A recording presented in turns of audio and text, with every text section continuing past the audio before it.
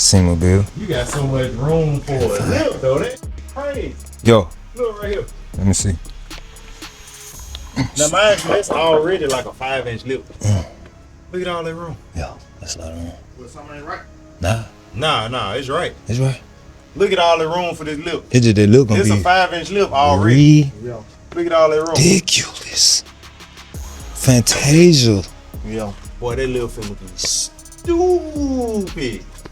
I look, you want to take the rims off of that gray car and put on here just to see what they gonna look like. I ain't finna do all that though.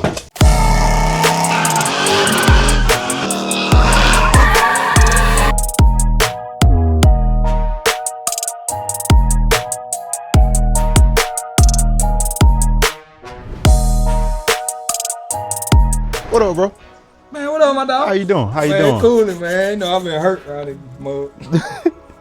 Hey, it happens to the best of us. Man. It happens to the best. But yeah, so sure. Hey, back to the vlog. Yo. We gotta tell the people more about our SEMA biz and you know what we got going, what we done accomplished so far, what we done put together so far, and what we got going on moving forward, right? So where we at right now? All right, so right behind you, we'll start with this one.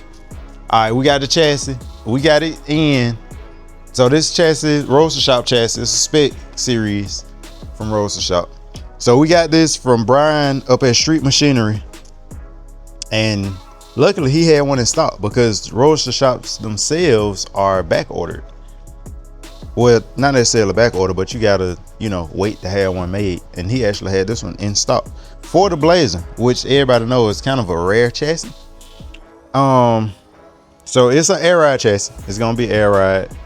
So we're going with 24s on this one all the way around. Of course, got to have a big lip in the back, and it's getting an LT4 that's gonna be pro charged. So right now we already had an LT1 with a 10-speed already, you know, put together. So I was like, let's put this on the frame, just sit it there while I build the LT4, because I ain't really want to put the motor together and put it on the frame and had to take the back out the frame and put it back together. So we was lucky enough to have another one sitting around.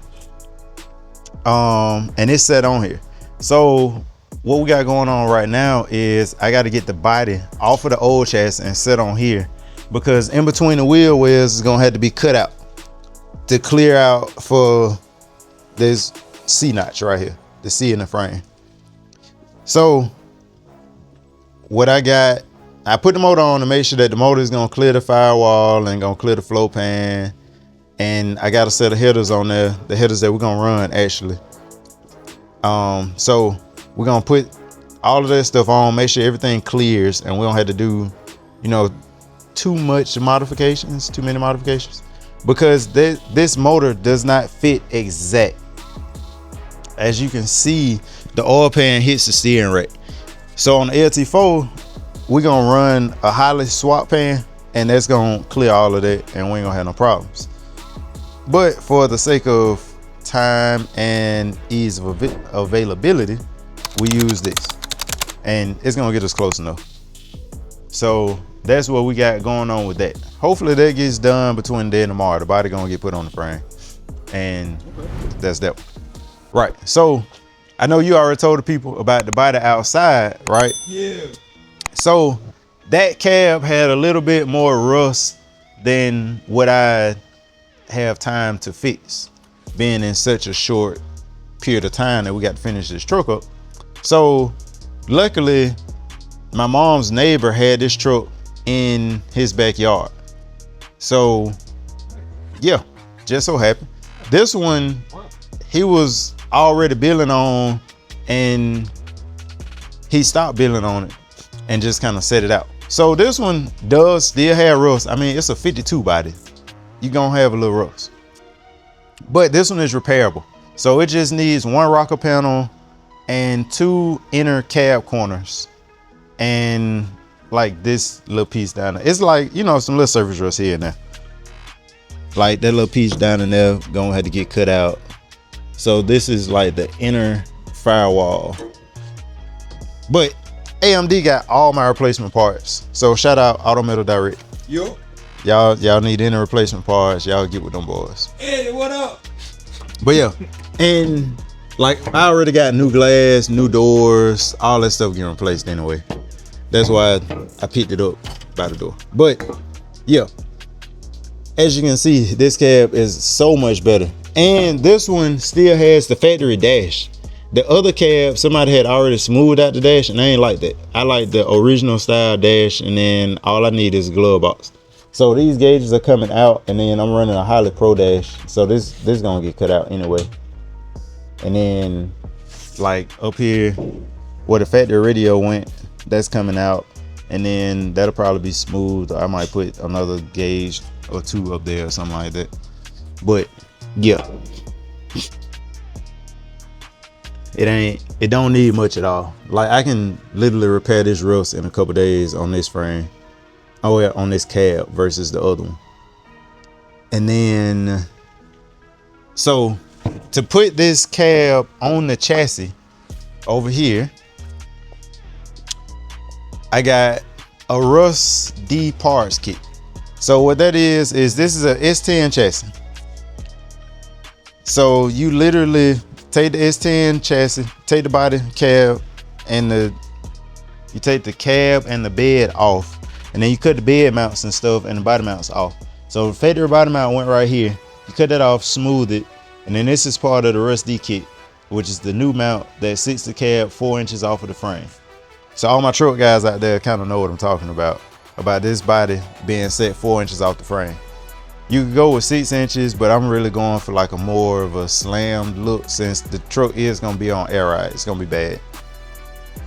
Yeah, so I done already started the machine work and the fabrication as far as putting these mounts on. So with that being said, we got Thor Brothers front arms coming, the front control arms. They have their ball joint set to give you the correct camber and caster when it's aired out completely. You know, like on a lot of mini trucks and stuff like that, when they drop all the way down, the front rims be like towed in. So that's gonna fix that. Thor Brothers got one of the best arms out there available for this chassis. So we went with them. This motor plate that came from RussD is a setback. It sets the motor like 5 inches rearward. So it's gonna set that back pretty much. Like LT headers and stuff like that gonna clear. I gotta figure out what headers I'm gonna use. I don't know yet. But yeah, so it's going to Level Fabrication in Athens. Shout out to Alan. So he gonna help me out. So what he's gonna do is literally from like right here, right in this area, he gonna cut the frame and all that is going away. So I'm getting like brand new frame arms. So for like from here back, it'll be brand new arms that's gonna already be arched. It's a custom parallel 4-link going in the back with a track bar made into the 4-link. And shout out to Quick Performance. That's my 9-inch rear end right there that already came in. So it's a internally gusseted back brace, 35 spline axles, Detroit True Track, 3rd member. So it's gonna be able to take all of this 1,000 horsepower that I'm finna throw at this joker. And then how many horses? Yeah, it's definitely gonna be between 1,000 and 1,100 horses. Oh my goodness. Okay. Yeah, this one. Yeah, so hold on, because I had told him it's a 30-something. What kind of? Yeah, so it's a model year 1952, and the model itself is a 3100. So it's an advanced design, which is an AD 3100 made by Chevrolet. So if y'all look up 1952 3100, that's what this is. Well, that's what the body is. Yo. So yeah. And yeah, so shout out to AMD. I got a full bed. Both of the bed sides brand new. The front header bed panel is brand new, and the rear tailgate, all that brand new. The bumpers came from AMD, and the bumper brackets are actually part of the RussD Parts. So they hook up, well, they're specifically made to go, well, to adapt those bumpers onto this S10 chassis. it's a lot of fab work that has to be done, but it's simple and they come with instructions. So if any of y'all got one of these trucks and want to do this job or do this swap, it's really not that hard. It seems like a lot, and it is a lot, but it's very simple to do. It's just gonna take time. That's all. So we got, I don't know what, like 4 months to SEMA, something like that. Yeah. So this year we started earlier than what we started last year, but I got 2 trucks to build. So it's kind of about the same. But Sound the same. yeah, it's about the same. But of course we're gonna get it done. We're gonna get everything knocked out, and then we're gonna have us an even better trip than what we had last year. And last year was a great trip. So this truck is gonna be featured in the trimmings booth. So I'm running for this truck. Speaking of trimming, so they sent me a Magnum F transmission. That's what they recommended when I told them the power that I was gonna put behind, put in front of the transmission. And all that's gonna be powered by a built LT1. So I'm working on the build kit now for the motor, for both of these motors, from BTR. So I'm getting fully forged rotating assembly, probably like a stage 3 or 4 cam kit, PDS for this one. It's also gonna be force inducted. I ain't leaking that out just yet because I'm still trying to work on the force inducted company that I'm going with. But yeah, it's gonna be a fully built LT1, and it's gonna be 1,000 to 1,100 horsepower, not really stressing it out too much. So for that one, like I've been saying, it's an LT4 with a 10 speed. It's also gonna be modified by BTR with the cam kit. So it'll have like a stage 3 cam kit, and then it's getting a D1X Pro Charger from Pro Charger, and it's going in their booth at SEMA this year.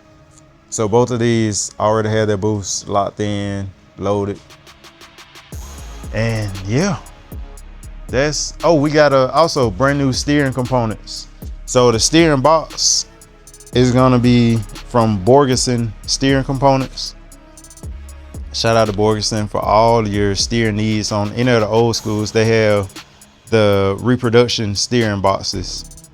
So for this one, I had to get a steering box for S10, and then I got to get all new arms and, tie rod ends and whatnot. We can't use none of this old stuff on there.